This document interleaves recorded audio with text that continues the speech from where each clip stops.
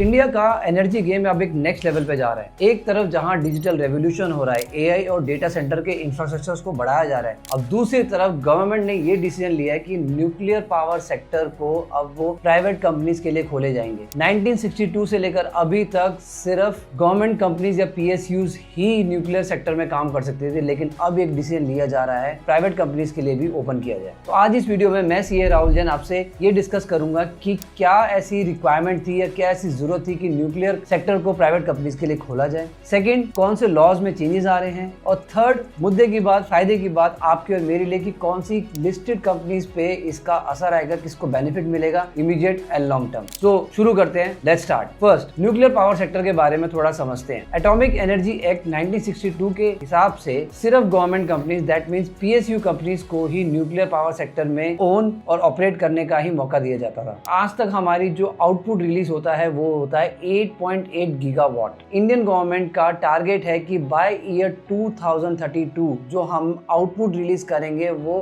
22 gigawatt करेंगे, and in fact उसको बढ़ाते हुए ईयर 2047 तक हमारा आउटपुट होगा 100 गीगावाट। नाउ ये टारगेट बहुत बड़ा है। इसको देखते हुए गवर्नमेंट को ये समझ में आया कि सिर्फ गवर्नमेंट कंपनीज नहीं अचीव कर पाएंगे ये टारगेट। सो तभी उन्होंने ये डिसीजन लिया कि प्राइवेट सेक्टर कंपनीज को इनवाइट किया जाए, अब उनको मौका दिया जाए इस सेक्टर में इन्वेस्ट करने का, ताकि जो टारगेट है वो अचीव करा जाए। अब बात करते हैं कि क्या रीजन थे जो गवर्नमेंट ने देखा कि प्राइवेट सेक्टर एंटिटीज के लिए ओपन किया जाए सेक्टर। पहला, टारगेट अचीव, जो अभी हमने डिस्कस किया कि जो टारगेट है 8.8 से लेकर 22 गीगावाट से 100 गीगावाट तक पहुंचना है, तो सिर्फ गवर्नमेंट कंपनी से नहीं हो सकता। सेकंड, कोल की डिपेंडेंसी कम करनी है, बिकॉज जो न्यूक्लियर पावर है, जो पावर वहां से जनरेट होती है, वो बेटर सोर्स ऑफ एनर्जी है as compared to coal. Third, heavy investment इस सेक्टर में चाहिए जो सिर्फ गवर्नमेंट नहीं कर सकती है, तो उसके लिए इन्वेस्टमेंट फ्रॉम प्राइवेट कंपनीज की बहुत जरूरत है। और साथ साथ faster execution,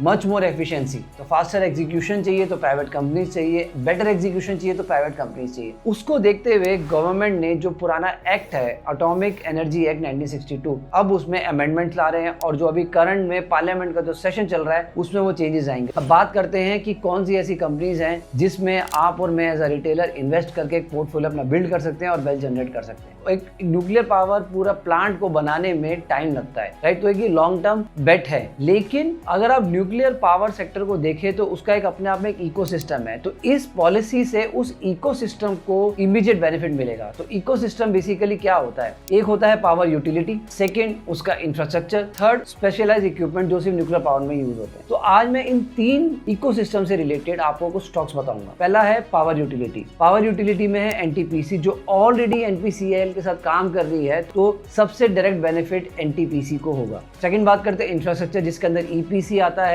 heavy duty equipments आते हैं। तो पहली एंटिटी है भेल, जो already heavy duty equipment supply करती है न्यूक्लियर पावर प्लांट्स को। सेकंड बात करते हैं एलएनटी का ओवरऑल काम होता है एक पावर प्लांट को खड़ा करना, उसके इंफ्रास्ट्रक्चर को खड़ा करना, एक ईपीसी कॉन्ट्रैक्ट मिलता है। थर्ड हम बात करते हैं एचसीसी को। एचसीसी का काम होता है सिविल कंस्ट्रक्शन करना, पूरा प्लांट को इवेंचुअली एग्जीक्यूट करना, डिजाइनिंग से लेकर एंड तक। तो ये तीन एंटिटीज हैं, भेल, एलएनटी एंड एचसीसी, जो एक पावर प्लांट को खड़ा करने में हेल्प करती है, हेवी ड्यूटी इक्विपमेंट सप्लाई करते हैं। अब बात करते हैं तीसरे इकोसिस्टम की, जो है स्पेसिफाइड इक्विपमेंट्स। वालचंदर इंडस्ट्रीज जो critical nuclear component already supply करती है एनपीसीएल को, आइसरो को, और मुझे लगता है कि ये एंटिटी को इमीडिएट बेनिफिट होगा। सेकंड बात करते हैं Tata power. Tata power will help in the power generation at the nuclear power. And last but not the least is the KB pumps, जो बेसिकली स्पेसिफिक इक्विपमेंट्स होते हैं, रिएक्टर्स होते हैं, डिफरेंट तरीके के पंप्स होते हैं, वो सप्लाई करते हैं। तो इसको भी बेनिफिट हो सकता है। नाउ ये तो हमने कुछ इकोसिस्टम की बात कर ली है जो इवेंचुअली न्यूक्लियर पावर प्लांट को सेटअप करने में हेल्प करेंगे, लेकिन इन्वेस्टमेंट कौन करेगा?